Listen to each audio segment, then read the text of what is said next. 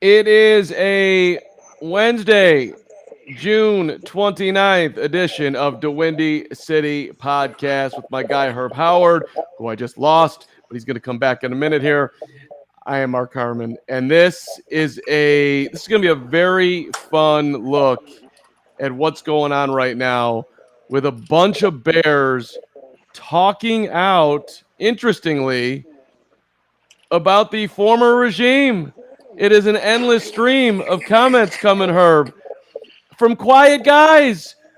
My guy Darnell Mooney, Redline Radio. Congrats to those guys over there. They do good work. And they were able to get him to come in studio. Darnell making time in the off season. Nice job.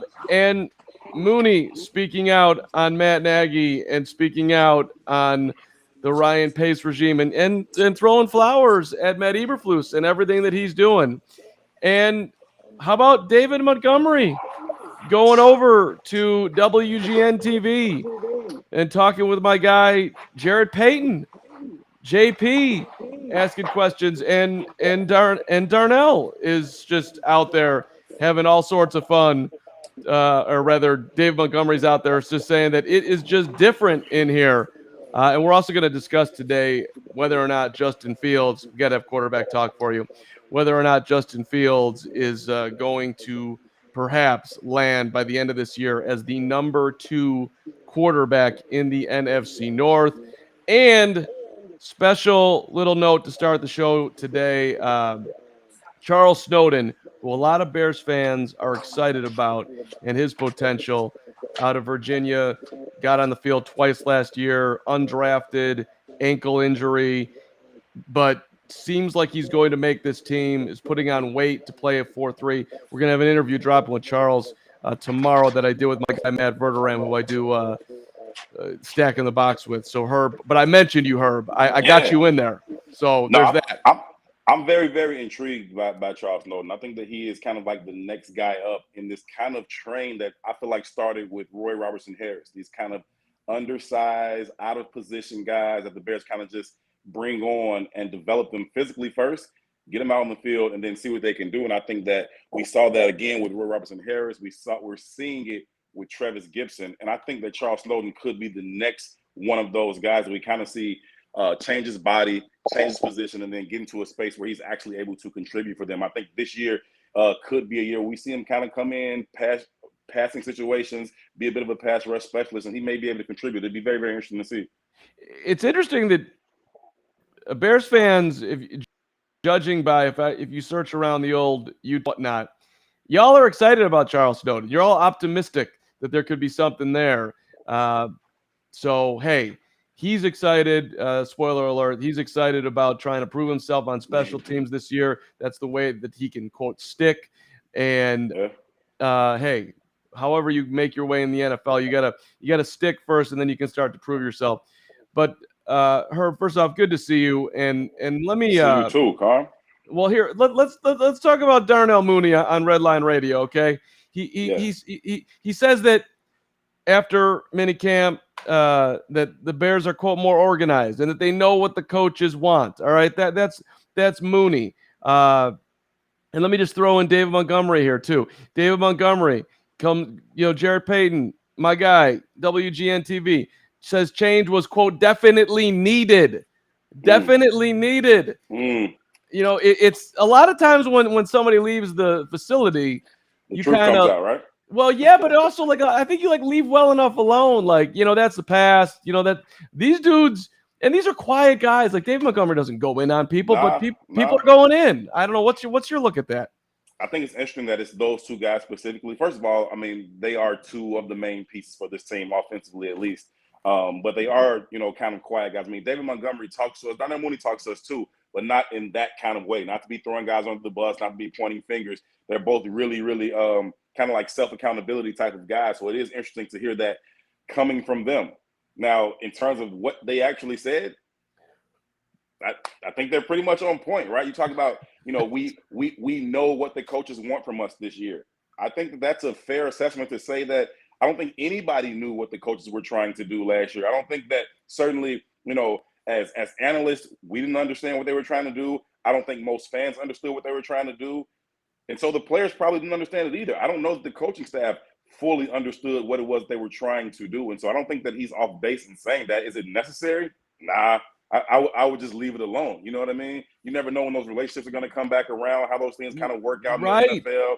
And so I would just leave those things alone. But I don't disagree with what they said in terms of, David Montgomery, and, shout out to JP for sure. But in terms of David Montgomery saying change was definitely needed, I mean, they got fired. So, we clearly, right? No one's arguing. Yes, yeah. Whatever. Change was needed. Although I do wonder, like, Matt Nagy in his Kansas City location right now when he sees all this stuff. Yeah, that's not cool. I mean, it's okay. You made a lot of money. I'm not worried about his feelings. Like, he can own it. Like, I could have done a better job. But I do, like, I just wonder if he's surprised that these guys felt that way. Like, maybe not at all. Maybe he knew damn well that he didn't have their attention and whatnot. But I mean, to be calling it out that they were disorganized, that now we know what the coaches want. Right. Now we have an actual, what's the word I'm looking for? We have a plan of action, a direction. A flag that is planted in the distance. We are going to be the most well-conditioned team in the NFL. Track shoes on for training camp. That's where we're headed. It's a direct identity of what we're going to be. That's the word I'm looking for. There's an identity that's at least attempting to be built here. And the players seem excited about it. So, I mean, I guess credit to Flus, right? Yeah, listen, I think players want that direction. They want to have an identity. What is it that we can hang our heads on? And whatever that is, fine. If it's running the ball, cool. If it's throwing the ball, whatever it is, if it's toughness, whatever it is, let's be able to hang our heads on something. I think the players just kind of want that. I think it's a very, very huge indictment when you hear a player come out and say, we didn't even know what the coaches wanted. Like, let alone have the ability to do it. I don't even know what he wants. And I think that's huge. That's huge. That's talking about not being able to communicate your own plan. Maybe it's even talking about not even having a plan of your own. And so I think that to hear Darnell Mooney say that, who's, again, a soft-spoken guy, self-accountability guy, a team-first guy, say that is interesting. Also, to your point, it didn't seem to me at any time during his tenure that these were more than on the field issues. They didn't really play all that well, but it seemed like they had a pretty good, group of people in terms of this kind of family environment. He seemed to really have that kind of thing going, even if it wasn't, translating onto the field. And now we're learning maybe not. Yeah. I mean, that locker room by what's going on right now, the locker room sucked last year. That by the end of the year, I mean, Mooney was like, it was hard to stay positive because, you lose week after week. This dude, and by the way, jump in on the chats there. For what you're hearing from Bears fans, right? From Bears players right now, Bears fans, does it bring a smile to your face that they're going in on the former regime, and just to give you confidence that, okay, maybe there actually is some talent here that wasn't really well tapped into? Mooney, one of the things that I liked hearing that I did not know, he hit a bonus or he got some guaranteed dough. I forget exactly what happened, but he got more money. The first thing he did was he went out and bought 2 jugs machines. Yep. One that he put at his home in Alabama, or at his where he works out in Alabama, and one here, $2,700 a piece. Dude's not going out and buying, the hot chains car and cars and right. He what do I got? I'm gonna go get a jugs machine for myself. $2,700. I mean, that's for an NFL player. That's not a ton of money, but still, that's an investment right there. Yeah, that's a pretty hefty investment in your own development, right? You talk about having them at home so you can just hop on the jugs at any time and to get 2 of them. I think that was really, really telling. I think that was the very, very first thing that he did when he got drafted and he got his, signing bonus or whatever. He went out and got those jugs machines. And I think that spoke to the kind of player that he is. But I think that, you have a guy who is, undersized for NFL standards, but he still is able to be productive. He's very, very productive at Tulane, showing himself worthy of a draft pick. And so I think that's indicative of a guy who's going to get the absolute most out of his ability. Yeah, he also said in that interview that when he's done playing, he's not doing shit. He's just going to hang out and play video games. I'm like, hey, Darnell, just gets calm here on DeWindy. You're not going to want to do that. I mean, I know it sounds cool that you get to do nothing, but Right. I'm envisioning you as a 35-year-old. You're not sitting on the couch. That's not great. Nah. So you can invitation right here. Join me and Herb on DeWindy. Make it Yeah. a thing for you, right? I mean, you don't want to just hang and do Come nothing.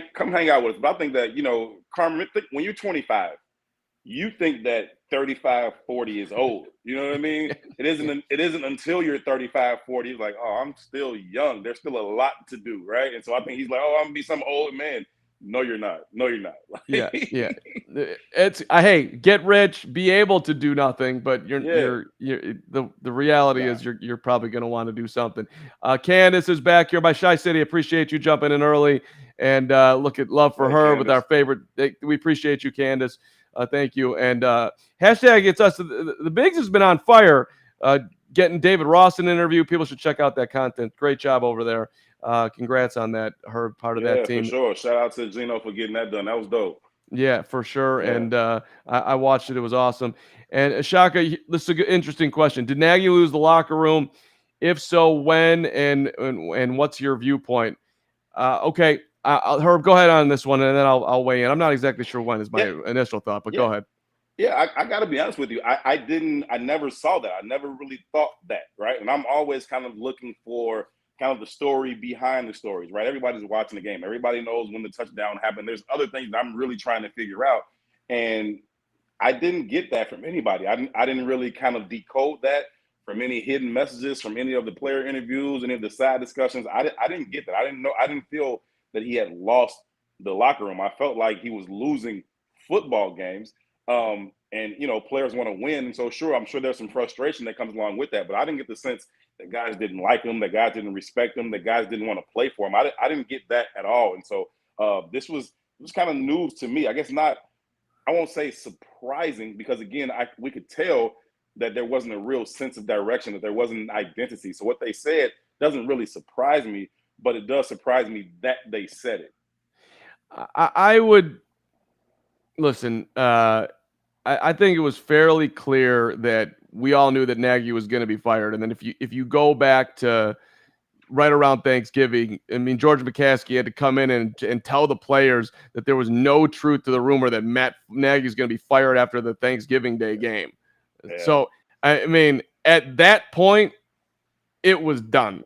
They all knew that this guy's going to be out the door, and they probably, I don't know, how soon before that was he like a full lame duck? I mean, maybe at the start of the season, I'm not sure, but like, what was confusing to me, I guess, is that he tried to present this really team unified, great chemistry. We've all that, and I bought it. I did. I did too. Yeah, right. I like Matt Nagy. Let me be clear. Okay. I like Matt Nagy as a dude. You know what I mean? Like just as somebody to know. As a coach, he was messing up all over the place. But as a dude, I found him to be very likable. I found him to be, genuine, considerate, caring about his players and just about people in general. I liked him as a guy. As a coach, it didn't work out. But yeah, these things are surprising. Like, it's surprising to me that they would come out and say that about him publicly. Yeah, over and over again. Hold on, I pulled some other ones here. David Montgomery change was definitely needed. I played that one. Here's more Montgomery. Wow, this is on the ticker. The coaching staff we have now is just different. We're going to shock a lot of people. That was another thing from David Montgomery. We are going to shock a lot of people. The coaching staff we have now is just different. I mean, he's not even giving you the full. That's not. He's holding back right there. Yeah. I think that when you do that, it's fine. But now y'all gonna have to put up behind this, right? Y'all gonna have to actually do some things to kind of back this up. Because you're gonna say, "Hey, I'm really a top 5 running back," or "Hey, I'm really a legitimate number 1 receiver in this league." It wasn't me. It was the guy calling the plays and orchestrating the whole. Oh, okay, cool. And now you like this guy, right? And you know what he wants, right? Okay, then I need to see 1,200 yards from you. Now I need to see 90 balls from you, and we need to see it now. Go out, you put it out there. Go do it. Right. Hey, we got the right guy in place now. By the way, I believe in all my teammates. I mean, listen to what everybody says about Justin Fields. This dude's different. This guy works harder than anybody. That's what Montgomery said. I believe it too. Like, I get it. I'm not saying Fields isn't working, which, speaking of, we got pictures of Justin Fields on vacation, which is sweet. He's taking some time. He deserves it. Dude works his ass off. I got it. For sure. And then we got a video of him running on the treadmill that's 3 seconds long. And the Twitter one that I saw has 225,000 views of Justin Fields jogging on the treadmill. It matters, Carm. It matters. Does it? No, it doesn't. I mean, I kind of like, there's part of me that, and I don't want to be at Fields like at all. But you put out, you put it out there that you were, working out with Darnell Mooney, and now we got, hey, take this video of me running here. Let's show all the Bears fans that even when I'm on vacation, I'm still getting up in the morning and I'm getting my workout first. I don't know, Bears fans, do you want to see Justin running on the treadmill? I don't know. I think Bears fans want to see Justin chewing bubble gum and reading a book and whatever. I think they want to see him do whatever it is that he's doing. I don't think he needs to, hey, look, I am working out. It's okay. Get your time away. Go ahead and have your vacation and get your workout in. And it's fine, right? I think that, whatever. Like, you know what I mean? I know that you are still holding on to your ticket. I know you haven't really turned in your ticket to the Justin Fields train yet. You don't know if you're gonna hop on this train. I'm on it, right? I'm on like, Carm, come on, bro. You're like, I don't know yet. Yeah. Well, listen, I want to be on that train. I want this to work. There's no part of me that's like, this is a bad dude, or I want to be able to dunk on Ryan Pace one more time. See, you got this one wrong too. Even on the way out, you were just that bad. Which, by the way, all these dudes talking out just a little bit about the team. If I'm Ryan Pace, I'm sitting there looking at them. Maybe I should have gotten another coach. All these dudes think there was more gas in the tank than what we were getting out here. So we heard from them all the time about this conviction word. That was Ryan and Matt's word, conviction. We're always convicted. There's conviction on every decision we want to make, and we're together and we're unified. It's like, okay, y'all were convicted on a lot of bad decisions, both of y'all. You know what I mean? And it's like, I wonder what would happen. I wonder how does the legacy change for Ryan Pace if Justin Fields is what we hope him to be. If he's a generational franchise 10, 12-year quarterback, does that change anything about your view of Pace's tenure?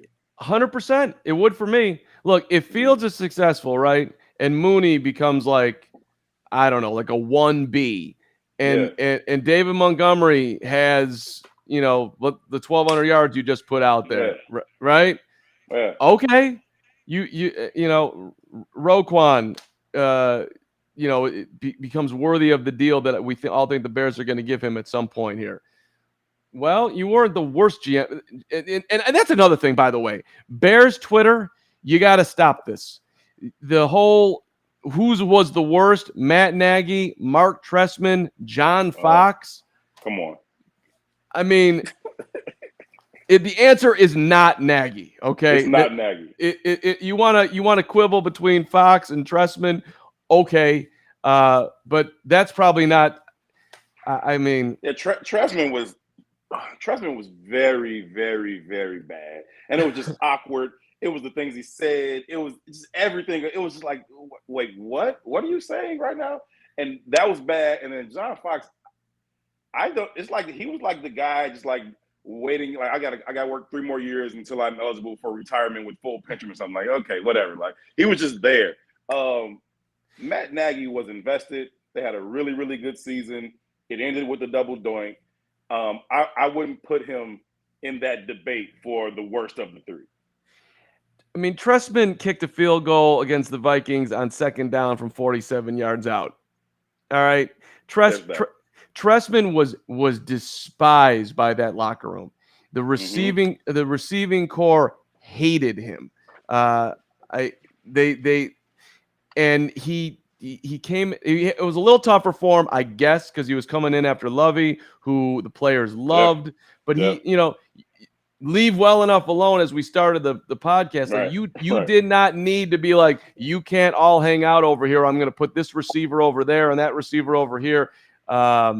Who's my guy that somehow I'm forgetting? It's a legit who went to Vanderbilt and was one of the Earl Bennett. Earl Bennett. I love Earl Mhm. Bennett. Earl Bennett's a great Yeah. dude. So and I became friendly with Earl for a while, and he was just telling me, Yeah, he's a real good dude. yeah, I don't think Earl will mind that I'm just calling out that he was just telling me like there was no love for Mark Trestman in that locker room whatsoever. So but John Fox, that dude was he was retired when he was here, and he made his own shit. I mean, he didn't care at all, and off the field. Off the field, I'm not going to talk too badly about him because whatever. I'll be nice somewhat, but he was not dialed in. He was dialed. He was dialed out. Not professional at all. So I'd probably put Fox at the lowest end because Trestman was like trying. He just at least he was trying, right? At least he was invested, right? Yeah, John right. Fox was like, "Oh, I'm the Bears coach. Okay, y'all go. Here's a ball." Right. I mean, hey, listen. I Carolina was sweet and Denver was fun. They hired me. I haven't had a break. This is my third straight team. I'm just gonna show up here and take your money for 4 years, and y'all gonna fire me, and then I'm gonna come back to the league and with Indy, whatever. Carlos Santos. Yeah. Rob, I see you out there. In his defense, the 2030 was tied for second in points. Man, Nagy couldn't come close to saying that. That's true, and they were in a fight for a playoff spot. Of course, he had way more talent. Let's not forget that Shy City started. Yeah, I mean, yeah. you talking about Brandon Marshall and Alshon Jeffrey and Martellus Bennett and Matt Forte. Like they had people who could put the ball in the end zone. You know what I mean? It's not surprising that they were able to put up some points, but just the overall system was bad. He also got one of the great. Yeah. He got one of the greatest overall performances in the history of backup quarterbacks. My guy Josh McCown was throwing 20 touchdown passes against one interception. Should have been left there as a starter. Everybody knew that. This was not the point of this podcast today, but that's where we got to. Back to Fields. I'll get back on track here. Rob, thank you for this one. We can be on the Justin Fields one train and still not care about every single workout he does. I'm not sure. Evidence is not going that way, Rob. People care. Yeah, they care a lot. They care a lot, and it's like, relax, man. Like he's QB1 for the Chicago Bears. I understand. I get it. I know what it means. It's gonna come with the attention and everything and all the acclaim. But it's a 3-second clip of him jogging on a treadmill. Like, do 250,000 people need to watch that? Like, okay, all right. I mean, for a minute, we wouldn't have hung in there, but for 3 seconds, okay. Look at my guy. Just he's good. He's going down to the pool in a minute, but first things first on vacation. Let's get that workout in. Shy City, you're back in here. With, in my opinion, they're speaking out like that. Then there must be some truth to it. I don't think Herb and or myself. I know I don't disagree. Of course, there's some truth to it. No, I don't disagree with what they said. I'm surprised that they said it. Right? I definitely think there's truth to it. I was saying it earlier. Like it's clear that they didn't have any sense of direction. That was obvious to any casual observer or player or whomever. Right? So I understand that, and I agree with them. I'm surprised that they said it because I thought that wins and losses aside, they liked the guy. And when you like somebody, even when they're gone, you don't throw them under the bus. You know what I mean? You're like, oh, man, it was cool. He's gone. I wish him nothing but the best. Well, we keep hearing stories, too, now where Nagy was blowing off end-of-the-season meetings. He did that, I guess, with Justin Fields, right? He, I mean, when you're going to that level, then you're going to lose that respect. And it was bizarre to me. What? You didn't show up? Speaking of, you never know when you're going to see these guys, even if you know you're getting fired. Most likely, you're probably fairly certain that Andy Reid's going to look out for you because he's always looked out for you, and that's what happened. So who knows who's going to land in Kansas City? I don't know. One other thing from Mooney, by the way. Yeah, go ahead. Go ahead. I think that, we saw him kind of like move a practice around, and he had to come out and explain that. But I think that the players kind of just saw a guy who was not willing or able to stick to his own plan. And again, as a coach, all players just want a sense of direction. What are we doing here, right? What's the actual plan here? And if they don't have to agree with it, but if the coach comes up with it and he sticks to it and he goes, then it's fine. They saw you waffle back and forth too frequently in that last year for sure. You come out, Justin's going to be the backup, right? Andy's going to be the starter. That's what it is. We're gonna go through training camp. We're gonna divide the reps up like that, and then all of a sudden, boom, outside pressure comes. Throw the kid in there, and it's like, okay, he's not ready. Nobody else is ready for what he does. Now you're kind of changing the playbook from everything that we put in all summer that suits Andy Dalton to these things that now kind of suit Justin. So they saw you go back and forth on that. They see you go back and forth about who's going to call the plays. Who's like, am I the play caller? Am I not the play caller? Like it was just weird going back and forth, and you couldn't admit it. You couldn't say who's calling. Oh, I'm not going to say who called the plays today. Why not? Right. Like, it was too much of that, and I think that when players kind of see that waffling back and forth, it's kind of a natural loss of respect. Yeah, the train was long of how he just kept running through. Oh, here's another reason why we cannot be on Team Nagy any longer. And yeah, I don't blame any of the players for ultimately turning on Matt, and I think that I think he sort of just got lost in himself. Rob's got a direct question for you. Herb, do you think this means he was respected but not truly liked? I'll answer that first. No, I don't think he was. I think they disrespected him, actually. I think they more liked him than respected him. Yeah, I would flip it. I say maybe they liked him and didn't respect him. And I think that's possible. You know what I mean? So I think that, they found him to be a likable guy, but as a coach, they just didn't respect him. I think that's kind of how I feel about him too. Like I found him to be a likable guy, but do I respect his job as a head coach? No, he didn't really do a good job as a head coach. I think that's probably kind of where they came in on it too. Yeah, I'm going back to the Cleveland game too, like the respect part. Oh. Hey man, this is our guy. We like Justin Fields, Darnell Mooney, right over here. I want my guy to do well. You just threw him to the Wolves in game 3 of the season. You did not imagine Mooney, and he spoke on this briefly. He's like, I'm going to run a route, and I got to turn around right now because my guy is getting killed. Like, you're all looking at the coach. That actually might be the demarcation point where they lost him. Like, they're just like, are you kidding? Like, your number one job as a coach is to put your players in the best position to win, to succeed. You clearly didn't do that. You sent them up to Cleveland and let that boy get killed. Like, it's not okay. If you're going to do that, you got to put some things in place. How about we run the ball? How about we max protect? How about we go 3-step drop and not empty 7-step drop? Like, what are we doing? And how about, I love that we're back on this game. This is just a trek through Bears time today. But how about we start Nick Damn Foles, because we're not going to put our rookie out there who's not ready, and realize that we have way more chance of damaging this dude right now than anything else. I mean, what did they think was going to happen? He's not ready. We're not ready. You had the vet sitting right there. It would have been an easy sell. Hey, listen, Justin's going to play when Justin is ready. Justin's not quite ready yet. We can't wait for when he will be. Andy's hurt. So Nick gives us the best chance to win right now. And we're also looking long-term here with Justin and trying to get him off the ground. And by the way, trust me, I was in Kansas City when Patrick Mahomes set the whole season except for the last game in his rookie year. I know what the hell I'm doing. And that would have been, everybody would have bought that. No one would have had a problem with it. Nobody would have had a problem with it. It made a whole lot of sense. Even from the worst case scenario, it's the Drago line from Rocky. Like, if Nick Foles dies, he dies. Nobody really cares about that. You know what I mean? But you can't do that to the future of the franchise. So you let Nick Foles go out there and take these shots from Myles Garrett and let him get sacked 9 times in a football game. Like, let's not do that to the kid and damage him irreparably. And I think that, everybody understood that. Plus, this is who Nick Foles is. This is what he does. He shows up in a pinch, and he might have went out there and threw for 300. Like, you know what I mean? That's just kind of who he is. Put him in a pinch, he'll come through for you. You do not throw that kid to the Wolves on the road. Like, no.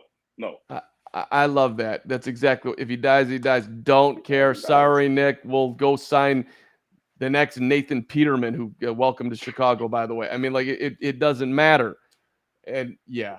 Yeah. I love that. That could be my favorite moment so far on the show today. Like enjoying that. By the way, Darnell Mooney's still talking to Allen Robinson, which I also love. Like Yeah. that. I don't know. I still am confused as to why Fields and A-Rob did not connect better last year, whether that was That's on strange. those two or whatever was going on coaching Yeah. wise, if there was beef, but that was just bizarre. And I want to play this Charles Snowden clip for you in a second because you're going to love it. But let me just, I'm looking through my David Montgomery notes, who apparently, oh no, that this is still Mooney. Mooney before games, he listens to Alicia Keys. I thought that was interesting. Just Shout out to Alicia Keys. Shout out to Alicia Keys. He likes to Goodness. be a little, he doesn't need to get hyped up. I'm just going to mellow out here. And this is one more. As skill players, we were talking about the O-line and Braxton Jones and Fields about and talking about the Cleveland game. Fields talking, hey, we're not ready to play a game right now. Like probably thinking back to last season when they weren't ready to play a game. So that's what he said when he got the bus in Cleveland. Right. we ain't ready. I know I'm not ready. I'm going to get smoked here by Myles Garrett. But he says this was Mooney. As skill players, if the O-line can give us some time. Now, it's a little bit of an O-line throw under the bus, a little bit. But, like, that's how they're looking at it. Like, if the – loud and clear, right? I don't know if these guys can do it or not. But if they can, then we're going to be all right. Everybody sees the question marks. Everybody understands where the biggest question mark is for this team, at least offensively. Everybody understands that, and they're just being honest. And so Justin's like, nah, we're not ready to go play ball right now. And Darnold's like, yeah, I could probably get open, but it's going to take me at least 3 seconds. I don't know if they're going to give us 3 seconds. We'll see. You know what I mean? And right. He's not wrong. He's not wrong. Can anybody definitively say, yeah, they'll give you 3 seconds every snap? I don't know that. Justin can't know that. I don't think anybody knows that. No, we got Braxton Jones at left tackle. I most definitely don't know that. This is a 5th-round pick out of Southern Utah. By the way, I doubt that highly. Exactly. I shout out to Braxton Jones though. I'm scrolling through Fields' Instagram looking for this. I was, my social media and this sometimes is not perfect. So I'm looking, where the hell is this video of Fields on the treadmill? And then I found it. Shout out to you, Daniel Greenberg, the content master out there, who Danny Parkins attacked on Twitter, which was kind of amazing. But wow. yeah, well, Greenberg's fans were in there, man. They were like, "Shut up, Parkins." Yeah, that's what's up. Yeah. So, and I love Parko. I'm actually whatever. I'm golfing with Parko later in the week. Gonna be a big. So, but anyway, I like him too. Yeah, my point being is that Braxton Jones is the first guy on Fields' Instagram of like there's a picture from minicamp and Fields about to get the ball and there's Braxton Jones' first comment, GOAT. I mean, he is kissing up, man. He knows I got to be on the same page as my quarterback. I don't see that from Cody Whitehair. I don't see that from Tevin Jenkins, but there's Braxton Jones. First comment, the emoji, there's the GOAT. We got to stop this, man. All the social media stuff, we got to stop it, man, because the way GOAT gets thrown around now, it has no value anymore. Like it used to be a conversation about, Michael Jordan and Wayne Gretzky and like Joe Montana. Now it's like, and Justin Fields. What? No, like that's not a GOAT conversation. Greatest of all time to do what? I don't know. I can't even answer that. Greatest of all. He's the greatest quarterback that Braxton's ever blocked for. Yeah, in the NFL. I'm even going to leave Southern Utah open. I don't know any of those QBs over there, but at this point, I mean, we can't fully declare it. But that's. I just like, hey, you got to be impressed though with Carm's social media detectiveness there, Herb. I mean, see you. I mean, right? That's digging deep. That's digging deep for a scoop right there. I'm paying attention. I started scrolling through further, and there's Andy Dalton was in there with 3 fires. So apparently that relationship was a decent one. I don't think he would jump in with the 3 fires at Fields on an Instagram post if he hated him, right? So okay, so those two got along. Yeah. So okay, one more on David Montgomery, then I want to play you this Charles Snowden. Let's see. We're going to do a lot of things that people don't expect us to do. He's talking about Fields. He called him, quote, a physical creature. And it's really night and day, honestly. Hardest working guy I've seen. He's talking about Fields from year 1 to year 2. It's really night and day, honest working guy. But there it is again. Dave Montgomery, all I do is see videos of you running down the street in suburban Chicago, trying to, up yourself to the next level. You got faster somehow last season, which is impossible. But he's willing to say that Fields is the hardest worker. I don't know. No, I think we've heard that from everybody. Everybody's talking about how early gets in, how late he stays, and everybody made the big deal about, him and Darnell Mooney having the competition to see who was going to leave the facility first, even though they came out and admitted that they weren't actually doing anything. It was like, we were just kind of just laying on the bench, just waiting to see who was going to leave first. Like, okay, cool, go home. But I do think he works at it. I do think he wants to be great. I think he has that sincere drive to be great. Is it going to happen? We'll all wait and see. But certainly, clearly, Braxton Jones is driving the train, and David Montgomery is like right up front. And they're all there. And I like this. Hey, listen, look at the defense of Fields coming out, or Shy City, future GOAT. Okay. That would be slightly better than just GOAT. And then let's see here. Rob wants to put this out there. Already the greatest GOAT in Bears franchise history. That's not true, Rob. That's not true. But he certainly has the potential to be.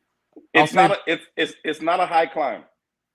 It's not a high climb. He's not a top, but it's not a high climb. He's got to jump over like Josh McCown and Jim Miller and Jay Cutler, and your guy Jim McMahon and Sid Luckman. No, right. The candidates pool or the competition pool is not overwhelming. But dudes have had great years in a Bear uniform. Eric Kramer had a great season as a Bears coach. Jim Miller, Jim Miller grinded. Jim McMahon won a Super Bowl. Cuddy had his moments. He's got to do something. He's got to do something. He can't. Yeah. He has to. The thing is, he has to. You have to be right. Whoever made that comment, you have to be right. Right? If he doesn't, then this whole thing, he's gonna be a bust. Right? You're going to talk about him being a bust. If he doesn't ascend to become the greatest quarterback in Bears franchise history, which again is not a high bar, but there are still guys ahead of him. But if he doesn't ultimately surmount the Jay Cullers of the world and the Jim, he has to. If he doesn't, this whole thing was a bust. So yeah, he better become that. Last year, and we could talk about what you wanted to get into, whether Fields can be the number 2 quarterback in the NFC North. Yeah. Okay, so last year, if you go through all the stats here, I'll just run through a couple here. Quarterback rating, ESPN's quarterback rating, he was 28th, right down there with Sam Darnold and Trevor Lawrence. So we got and Zach Wilson. That's where he landed. All right. Now, you want to look for something better? How about completion percentage? Yeah, that ain't going to be that great either, because Justin Fields last year was 30th at 58.9. Again, in that Jameis Winston, Trevor Lawrence, Sam Darnold, Zach Wilson category. Now, how about yards? How about yards average? Is it better there? Because we have heard that he can throw the deep ball. How did that come out after his first year? A little bit better. He was 20th. 6.9. So with Ryan Tannehill and Taylor Heineke, Carson Wentz, Teddy Bridgewater, Matt Ryan. So it was better, but still number 20. But where you're going here, Herb, you want him to be better than both Jared Goff and Kirk Cousins. That's big jump. That's a huge jump from where he was last year. Again, for me, this is one of those conversations where he has to be, right? I'm not saying for sure that I think he will be, right? I think when he wakes up in the morning, he's better than Jared Goff, right? So I'll give him third right now. What I'm saying is his physical ability and his production on the field has to have him ascend ahead of, and I mean clearly ahead of Kirk Cousins, right? Aaron Rodgers is in a different stratosphere. He's actually in the GOAT conversation, right? Not Justin, right? But he has to be head and shoulders above Kirk Cousins and Jared Goff. Okay, I don't want to be the dude that just relies on stats because I hate those guys, but I'm just going to do it right now. Jared Goff last year, just for the record, Mhm. 67% completion percentage, threw for 232 yards a game, 19 touchdowns, 8 interceptions. I mean, that is like they're not even in the same ballpark. Kirk Right. Cousins was threw for over 4,000 yards. Bears have never had a quarterback throw for over 4,000 yards, which is why he could be the GOAT if he just has one huge season. But he threw for 4,000 yards. He threw 33 touchdowns. He threw 7 interceptions. His quarterback rating was, tied for 1, 2. He was behind Rodgers, Burrow, Prescott, and then here comes Kirk Cousins. I mean, he's right there with Russell Wilson and Matthew Stafford. No, that's a hell of a season. That's balling. Yeah, I mean, You said 4,000 for 33 and 7. Yeah. Yeah, that's balling. That's balling. Okay. Yeah. So I'll take. Let me come back a little bit, right? Okay. Okay. let me come back just a little bit. Head and shoulders above. Like, I don't know about that, but he has to get into that range though. He has to be in that conversation where it's like, yeah, he's a really, really, really good quarterback. He has to be, right. And I think he has the physical tools. And I think he has the mental makeup to get the work done. Now, can they put a system in place? Does he have the pieces around him to be able to do that? That remains to be seen. But I do think that if we're talking about him being a successful #1 draft pick, he has to become the second best quarterback in that division. Or at least have an argument that he is. I'll go there. That would be huge. Jay Capone to Dan. I always have trouble with your moniker. I hope I'm saying it. Yo, Mark and Herb, good to talk Bears. I mean, if you really think about it culturally and the concept of the team, the Bears will definitely be better than last season. I agree. I don't know if they'll win more games. I completely agree that the direction of the franchise feels a whole lot better today than it did 6 months ago. I don't think anybody would argue that. It just feels cleaner. There's something.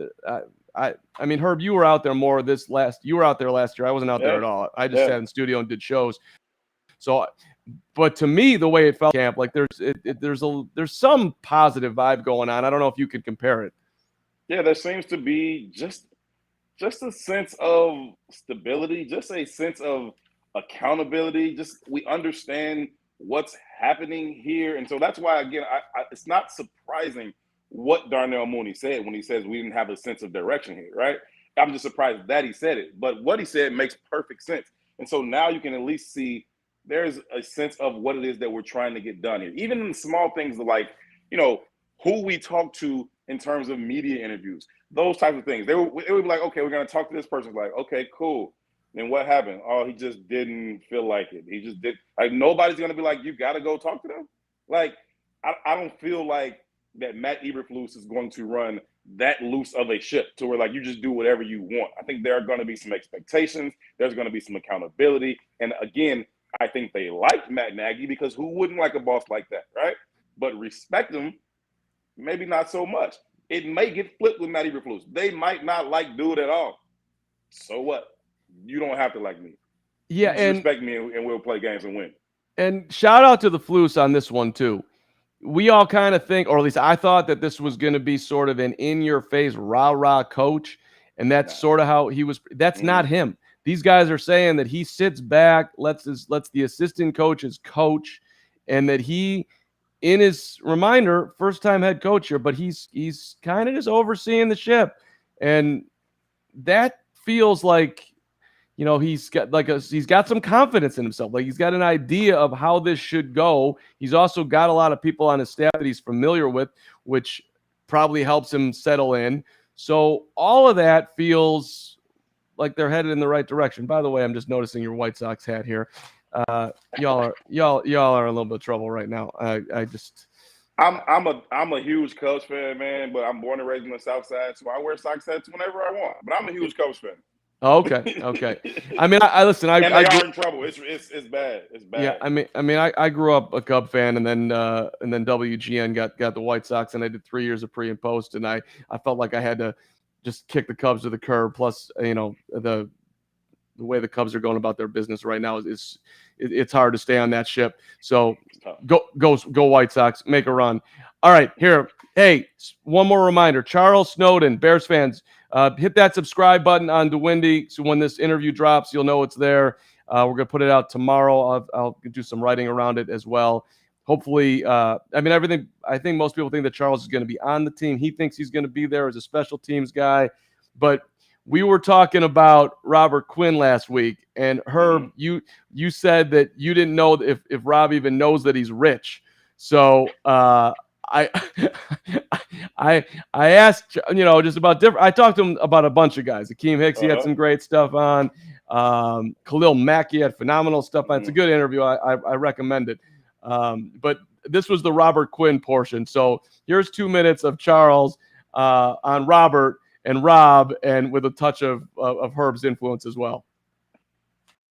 Biggest conversation in the offseason, where's Robert Quinn? And when I'm talking to some of your teammates, they're like, well, that's just Rob. I'm not worried about Rob.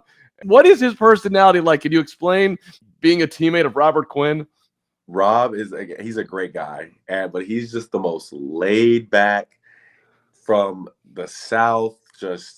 Rob will be Rob no matter what the situation. Like we'd always joke because our coach would have this great presentation of what our team's offensive lineman likes to do. He likes to set this way, kick this way, and we're all locked in taking notes. But at the end of the day, Rob is just gonna run. Rob is gonna do his signature pass rush move, no matter how he sets, how he kicks.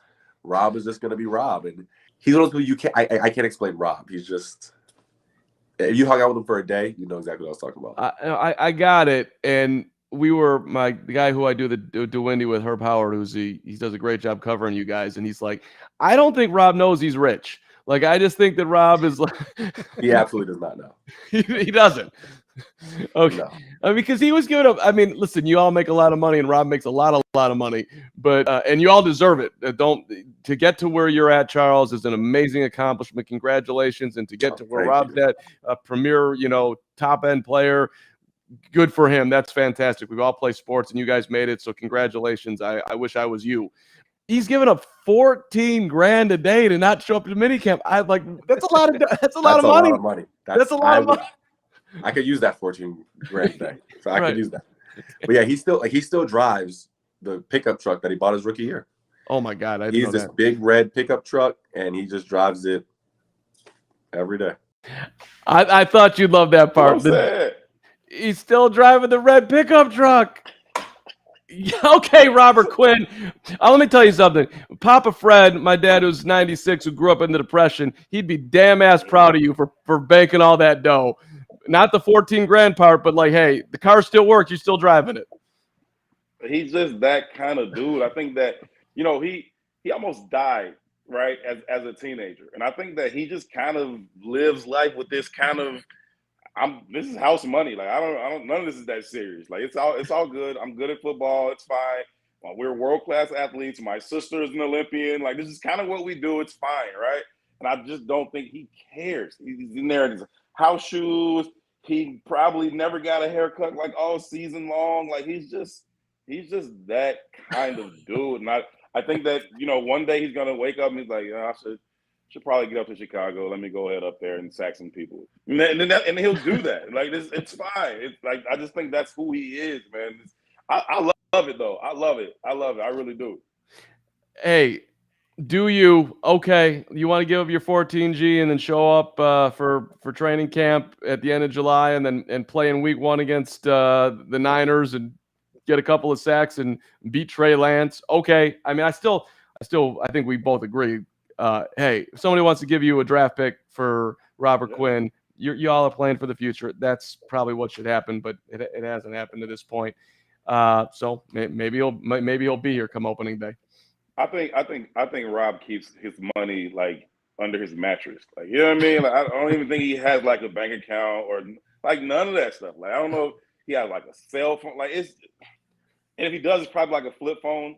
Like, not the new flip phones, the old ones. Like, hey, phone works. I can call my people. I got you. I got you, Rob. If that's how you want to do it. You don't need all this fancy stuff that I got over here. You don't need Twitter on your phone. I wouldn't call that actually fancy, but okay. It's fun to hear his teammates talk about him though, right? Like, that's you nailed it. This is exactly who he is.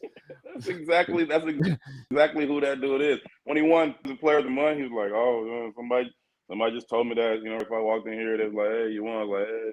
It's like he's he's an interesting dude. But I really do love it. He's a low maintenance guy. I don't really see him being this diva kind of guy. Most of the time we talk about, these holdouts or whatever they are, they tend to be from this kind of diva, Darrelle Revis kind of perspective. And I don't think that's what he's doing at all. I just think Rod's like, yeah, I'll be up there in a minute, man. Y'all cool out. Hey, Rob, appreciate everything you're doing today in the chat. You're saying nothing less than a third rounder for Robert Quinn. I would put you on a lie detector test right there. We'll give you a fourth rounder. You really saying no? I don't know. I think they might be able to get a third, maybe. Yeah, I wouldn't pull the trigger on a fourth. You wouldn't. I wouldn't do that because I think that number one, they're gonna need this defense to be the thing that keeps them competitive this season at the very least. But also, you need somebody to help Trevis Gibson continue to develop. And I think that having Robert Quinn is good for Trevis Gibson, it's good for Charles Snowden, it's good for all those types of guys. Now, if you can get a 3 and even better, a 2, if somebody has a 2 for you, you pull the trigger right now, right?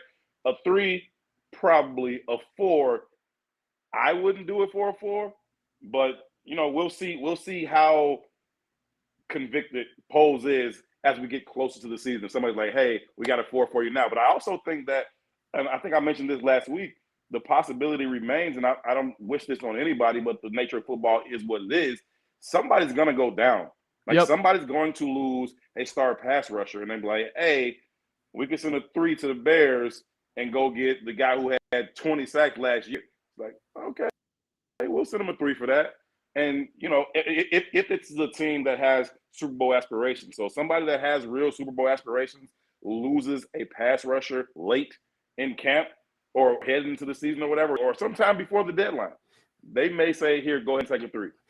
It's interesting if they're the reason why they want to keep him is hey, listen, we think that he's going to be able to help develop our younger players faster. So in essence, we're really like getting a third or fourth round pick, if that makes sense. Like, we're going to get that much better production from these dudes. But he's also going to be taking playing time away too at the same time. So maybe gets dealt to the middle Robinson, of the year. I mean? Dominique Robinson's the guy who can watch him work and get better and learn some real pass rush techniques other than just kind of speed rushing and bending the corner, which is a good tool to have in your bag. If that's the only one you got, then fine.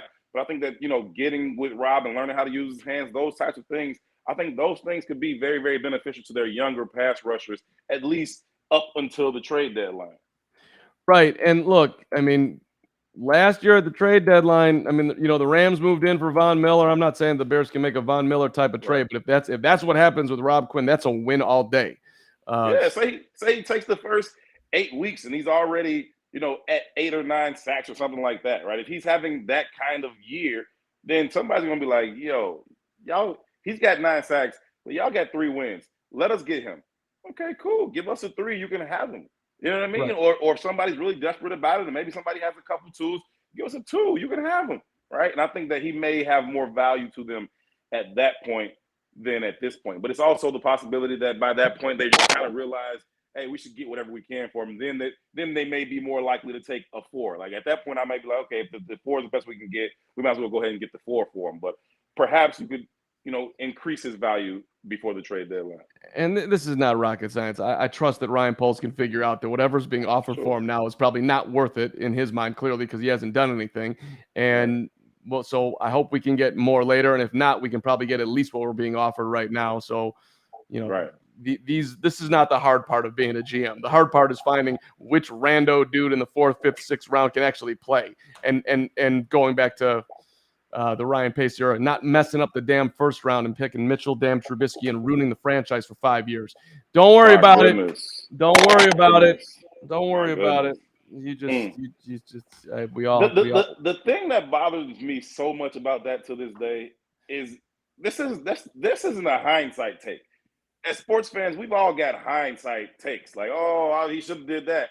Everybody knew this on the front end.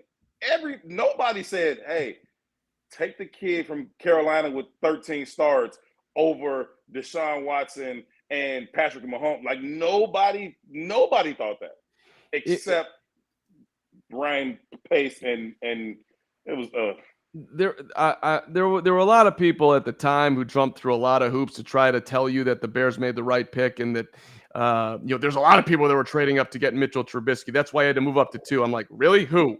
I don't believe that. And I'm not gonna shout out any of my buddies in the media. David Kaplan, who was screaming at me. Trust me, they had to do it. Cap, by the way, get better. Dealing with some COVID over there, my guy. Okay. But so I'm like, oh, okay, great. So they would have traded up to get Mitchell Trubisky. Then, or you don't even know who you're getting. So then, are they getting Watson or are they getting Mahomes? I'm left with one of the two. I'm good. You're at 3. You're gonna get one of these guys regardless. You can't tell me that Mitch Trubisky was so much better than Deshaun Watson and Patrick Mahomes that you just couldn't live with having one of those two guys. I got to go up and get this guy. It's like, cut it out. Nobody was doing that. Only Ryan. John Lynch was on the phone like, you want to do what? Okay, fine, whatever, sure. Like he hung up the phone. He's like, this is the most amazing thing ever. They're giving me 3 more picks and we're dropping back one spot. And I think they're taking this guy. I think they're taking Trubisky. This is unbelievable. We don't even want a quarterback. Like whatever. Yeah. It was bad. They got duped, and there's no reason for anybody to try and defend it. It was terrible. It was terrible. And by the way, if the Giants knew that Patrick Mahomes, the Giants, if the 49ers knew that Patrick Mahomes was Patrick Mahomes, they would have drafted him. So they missed. A lot of teams missed, but that's different. Like the Bears needed a quarterback. We don't need to relitigate this, but this will be the last time for at least a month. Right. Deshaun Watson, I get that there's a million problems going on right now, but sure. that was not known at the time, so it's irrelevant. He threw 28 touchdown passes and 2 interceptions and beat Alabama in the national championship game. You took Trubisky. Come on. It's almost as bad as Portland taking Sam Bowie because they had Clyde Drexler. and then they did it again and took Greg Oden and said, I don't want Kevin Durant. Like, how y'all do that twice? Oh. Right. Well, it's a reminder, and Ryan Poles, I know you're a huge fan of this podcast. You don't need to be the smartest guy in the room, not in the first round at least. First couple of picks, dude, just play it down the middle. Player, it doesn't need to be rocks. Take the high performer. Baby Gronk out of Ashland College. Right. I know you want everybody to think you're a genius, but sometimes, hey, look at the way the Bulls are going about their business.